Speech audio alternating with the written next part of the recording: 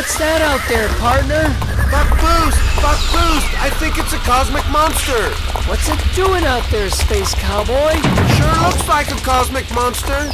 Is it heading our way? I wonder where it's going. I guess we'll find out. Yes, you will find out. This is Mission Control speaking. And we want to let you know that this cosmic monster is heading right towards the International Space Station Earth. And this is happening because the nature shield around the International Space Station Earth has weakened to the point where it is now attracting this cosmic monster. Hey, Mission Control. That's really bad news. Is there anything that Space Cowboy and I can do to keep this cosmic monster from hitting the International Space Station Earth? As a matter of fact, there is. You can create a television show called the California Space Cowboy and beam kids aboard your show aboard a nature throne I'm about to supply to you from the land of ancient Egypt. The more kids you beam aboard your show, the stronger will become the nature shield around the International Space Station Earth. And then, very soon, not even a cosmic monster will be able to get through the nature shield. And now, I'd like to give you a glimpse of the future and show you what I would like the California Space Cowboy TV show to look like in the studio. Do you have any questions? If not, then please get busy. Beam those kids aboard. Build up that nature shield and save the International Space Station Earth.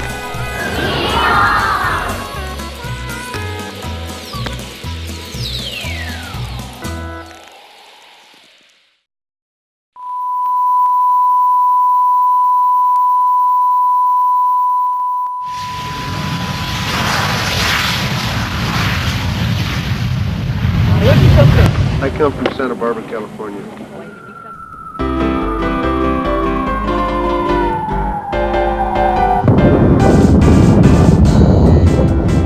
Get comfortable now in your rocket seat and come along with us. We're leaving planet Earth right now aboard our rocket bus. Space Cowboy's here, so's his crew from International Space Station Earth. Traveling light years all the time while standing on his turf. Along the journey much to see, collapsing space and time. No dangers here in this dimension, no hate, no death, no crime. We go anywhere we want to go. We think and we are there, striving for balance in all we do, and no need at all for fear. Hello again, this is Mission Control speaking. Hey Buck Boost, here's the nature throne so you and Space Cowboy can beam aboard those special visitors who will save the International Space Station Earth. Wow, this thing really works. It's always fun to beam aboard on the nature throne. I'd sure like to ride it sometime myself. Well, we've got work to do now. We've got to save that International Space Station Earth. Action! I'm Edgar and I'm 10 years old. I like to play soccer, football, and basketball. And I like to read books with adventures. You like adventure books. Excellent. So you like to read. Congratulations, Edgar. This is Edgar, in case you didn't hear that, folks. And Edgar says, wow, if things get kind of boring around here, I can just pick up a good book and get into that. And wow, what a great recreation that is. Reading's a wonderful education. It's a wonderful recreation, isn't it, Edgar? Yeah. Congratulations, sir, for knowing that at such a young age. How about you, Orlando? What's going on with you? Orlando and I'm 9 years old. I like to play soccer, basketball, baseball, football, and I like reading books about Baby Curie because she writes wonderful books. Now, this is an incredible individual as well. Not only are these two gentlemen going the extra mile to come up and step up to the plate here, but they're not just exercising these muscles here, they're also exercising the most important muscle of all, this muscle, the brain. So that's what the reading does for us, doesn't it? It helps us to exercise, it helps us to develop, it helps us to build this muscle. It's important we're exercising these muscles, but it's also more important, or just as important anyway, to exercise this muscle. And so you guys are doing that. So can you tell me what item here interests you guys? Did you look at these items and figure out which one we want to talk about? Excellent. Show us which one. Okay. Well, this is our Mercury Redstone. And why don't you tell us a little bit about that, Edgar? What excites you about that vehicle right there? Because that's a very exciting vehicle. That was a great choice. That point. You want to know what that is? Okay. Well, what is this called? A rocket. Right? What happens when the rocket, when we're all loaded down with fuel, what happens when we light gasoline? Say it, Orlando. It explodes. So what happens if our booster, because this is the booster portion of it, this is the spacecraft, what happens if the booster explodes? It goes up. What happens to our people? Yeah. There are no more people. So, what we do, there's only one person on this because this is a Mercury spacecraft, okay? This was the beginning, all right? And as you know, 5th of May, 1961 was when we first sent Al Shepard up in this one, okay? This was Gus Grissom, so. Gus Grissom also went up in this rocket. They were the only two people. And so, in case the booster blows up, because you know what? This booster right here, 38 of these boosters flew successfully and 28 of these boosters blew up. So they didn't know if they were going to blow up, so they had to have this escape tower. So this escape tower, you can see the rocket engines, would pull, if the case this booster blew up, this would ignite and it would pull this, just like this. Like that, see? And then the pilot would fly to safety, or the astronaut would fly to safety, that way, see, in case the booster blew up. So this was the beginning, this was the first rocket that we had, right here, the booster, that we had after this guy right here, the V2 from the Germans. See, so we built this rocket from this rocket, and this was actually a missile to begin with, but they turned it into a rocket because we were really trying to catch up with another country. Way before you were born, there was a country called the Soviet Union. But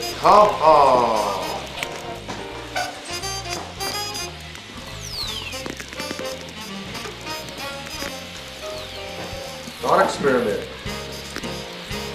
Yeehaw. Enhance your fertile creative imagination. And the way we enhance our fertile creative imagination is, of course, by being in this classroom. Okay, Orlando, you're up, partner. Figure out a thought experiment for us. Reach beyond the stars. Are we reaching beyond the stars by just being up here in the first place? We are, aren't we? Because we're going the extra mile, folks. So why reach for the stars when we can reach beyond the stars? So congratulations, gentlemen, and thank you for asking us about the Mercury Redstone project, because this is what got us going in space. This launched 3 monkeys and 2 people. Yeah, that's what this one did right here. Yeehaw! Let's give them a hand, folks. Yeehaw! Let's move. Space Cowboy! This time we met on the red planet. Wow, I've flown by this so many times and we've never stopped. Look, it's right in our It took a little backyard. Space Cowboy to get me to stop here. Right in our backyard. We're Forest just- rock from the sun. Yeah, we're just by the Earth on the last show. We shot out here real quick. Yes, sir. Remember that Hubble Space Telescope going around the Earth on the last show? You bet. Out here, no telescopes. I guess our eyes are the only telescopes going around this planet. You bet. Well, this planet's a nice planet. Yeah, well, you know, we're beaming back on the California Space Cowboy TV show what we're seeing going around this planet. And this is what we're seeing. And the audience is seeing it live. Yes. And I'll tell you what, there's just as much land up here, folks, as there is on Starship Earth. So let's get to work. Well, first thing is I'm just kind of wondering if I need some suntan lotion up here. Well, I don't really think so, Buck Booth, because as you well know, on a good summer day, it's maybe 70 degrees Fahrenheit, up to 77 degrees Fahrenheit at the max. How about the air? Is there much air to breathe up here, Well, partner? we're about, down on Earth, if we're 100,000 feet up in the atmosphere, that's what it's like right here on the surface here. Not much air, but you know, after all that riding through the universe that we do, we haven't needed much air anyway. We just scoop up them protons like the whale scoops up plankton. Just goes to show you that that fertile creative imagination of ours will rise up to meet any challenge. It will acclimate, it will adjust, it will adapt. Capital, partner. Yeehaw, Buck Yeah, Booth. Mark, do you think we're the first, I don't know if you call us humans, containers of stardust, that's what we are. Well, I always tell Get here folks, to this planet. you know, show me some proof and we could dig up a fossil maybe, and then we could figure it out that way.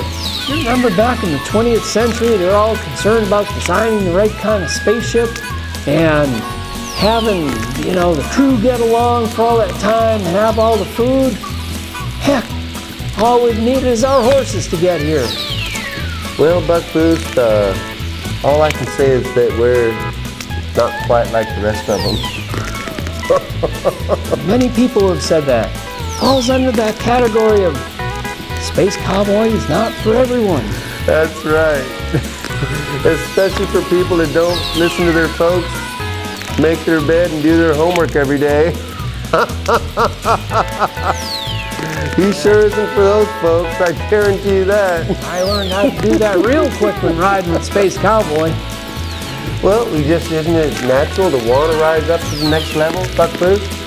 Yeah, but you know, a lot of people want to get to the next level, but then when it comes time to go to the next level, they don't want to go to the next level. Have you ever met any folks like that around the universe, partner? So their eyes were bigger than their stomach. Something they're afraid of success or something, I'm not sure. That's right, fear of success. Doesn't that sound like it just can't be possible? It's pretty much fear of the unknown, sir. Not everybody's just going to saddle up and ride where we are right now. They're not going to be doing that. Success is an unknown. You know, You could end up on Mars. yeah. Well, we did because we throttled up. We didn't throttle back. You see, a lot of folks, they just throttle back. They don't want to get out of the comfort zone, but you and we recommend that you don't try this one at home, folks. Yeah, you know, all you kids out there watching us, if you want to come to Mars with us, better ask your parents first, because we had a situation where we had invited some kids to take that trip to Mars, and folks got real upset that they hadn't asked permission of the parents first. Well, it Remember was that? actually a mission to Mars intellectually, sir. See, Buck Booth, have to go there first. We need to go there with our brains first. That's what we call safety first. But I guess, you know, the parent didn't understand that part of it. And so that was cause for concern, We sir. just thought we were going to stick the kid right on Proton or Stardust and take them there, and they would have appeared on a future show. That wouldn't be good. That And, would, you know, yeah, a little liability there, A partner. little liability, that's for sure. Nobody's going to write you up some policy for insurance on that one, you know. Oh, not on this run. And if you don't have insurance, you're just not going to do business that day. Need that clown, you know? Oh, boy. Yeah, but you know, it's just, what we're doing now is we're just going farther, faster, and higher. And beyond the stars. And beyond the stars. Where are we heading next, Space Cowboy? It looks like we're going to head for another range. Another range of change? We'll be cutting into a different star system this next run. Huh. Yep. Well, until then, Space Cowboy, Over and out, Buster. great seeing you on the planet Mars. A first for the California Space Cowboy TV show. We should have planted the California Bear flag on the surface. And just to let you know, folks, we need to look both ways before we cross that asteroid belt. Because could knock you unconscious. Yee-haw! See you, partner. Over and out.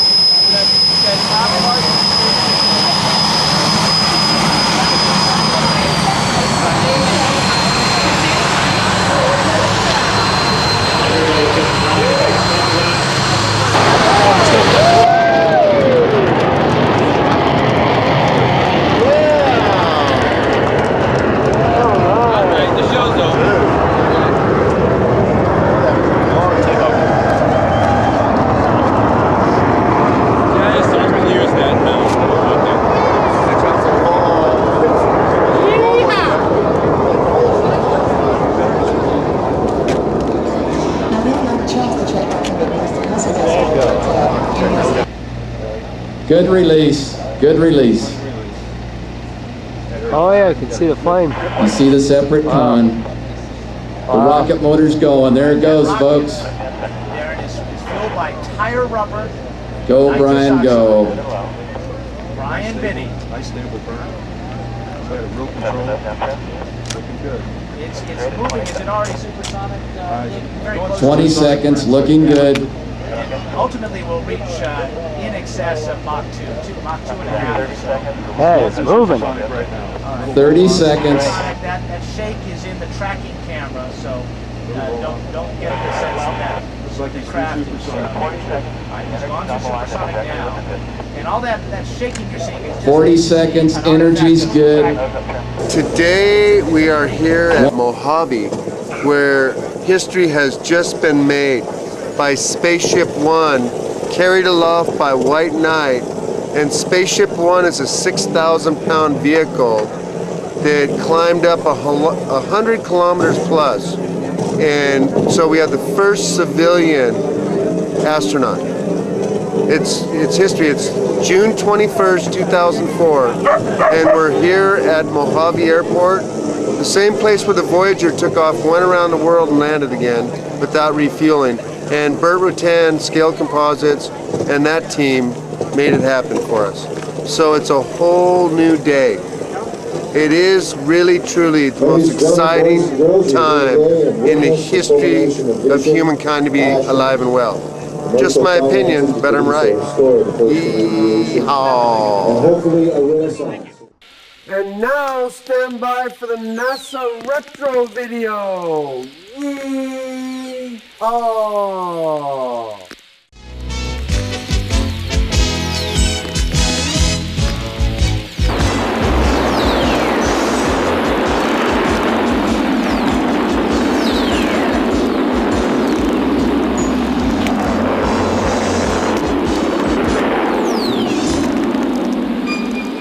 Meanwhile, the orbiting of unmanned satellites became more and more commonplace. And weather watches like Tyros found a permanent place in our daily lives by improving weather forecasting capabilities.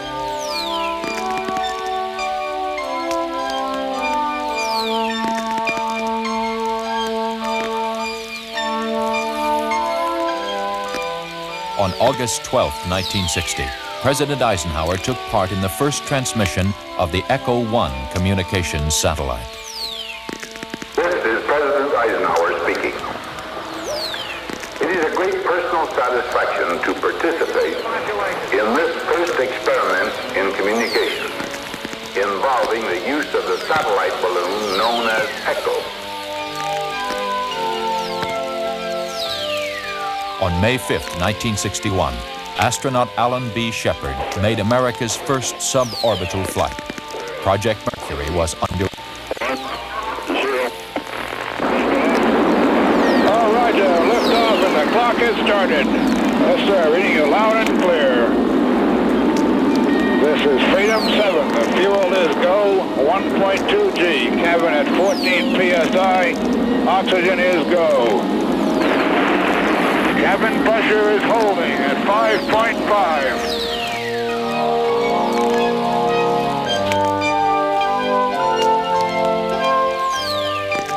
Soon after Freedom 7 landed, President John Kennedy gave NASA an ambitious new space goal. We choose to go to the moon in this decade and do the other things, not because they are easy, but because they are hard. Because that goal will serve to organize and measure the best of our energies and skills. Because that challenge is one that we're willing to accept, one we are unwilling to postpone, and one we intend to win, and the others too.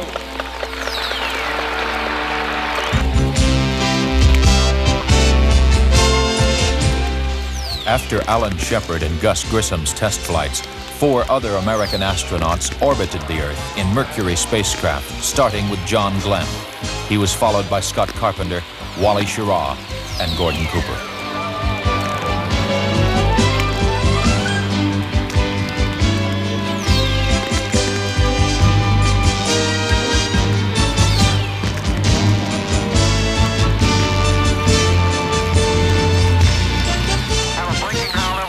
You are go.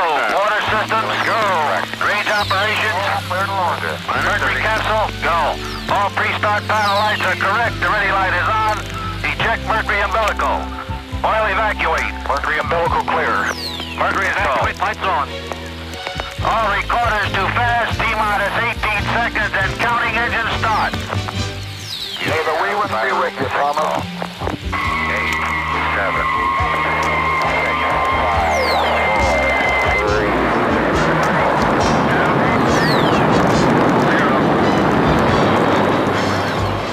As NASA geared up to respond to the lunar commitment, it became clear that new management techniques for handling far-flung systems manufacture and final integration would have to be developed.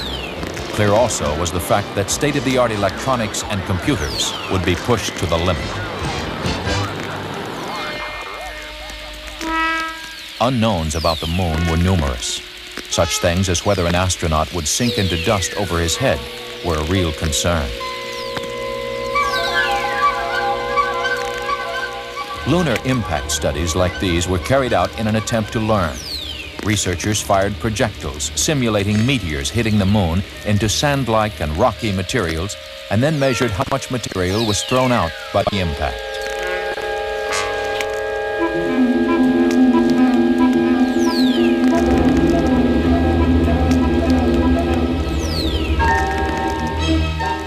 This animation shows how scientists believe the huge crater... Hey! This is old Buck Boost here, and I want to let you know that I am really enthused about the exciting results happening from the girls and boys who have appeared on the California Space Cowboy TV show. Not only are these young adults performing the critical task of building up the nature shield, but I have also been informed by their teachers that many of them are gaining new self-confidence skills from appearing on television, and they are also developing an increased new interest in the wonders of science. As a result, these new science enthusiasts probably have a head start in life that may reward them for the rest of their lives. So, if you or anyone you know would like the experience of being on the California Space Cowboy TV show, give old Space Cowboy a call at the Endeavor Center. Area code 805-734-1747. He will be happy to talk to you about appearing on a future show. And while I'm on the subject of the Endeavor Center, I would like to invite you to visit the Endeavor Center, which is located near Vandenberg Air Force Base here in California. For specific information about the Endeavor Center's inspirational space and science programs, take a look at their website at www.endeavors.org. Well, you take care now. This is old Buck Booth saying, over and out.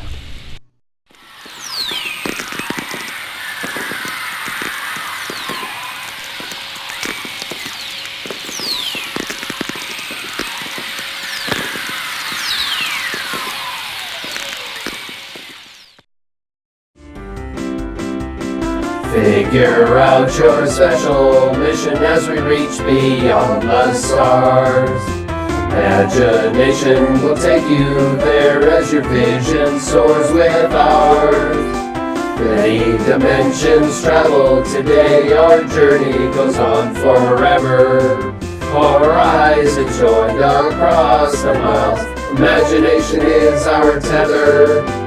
Space Cowboy's been there long before, he lives beyond the stars.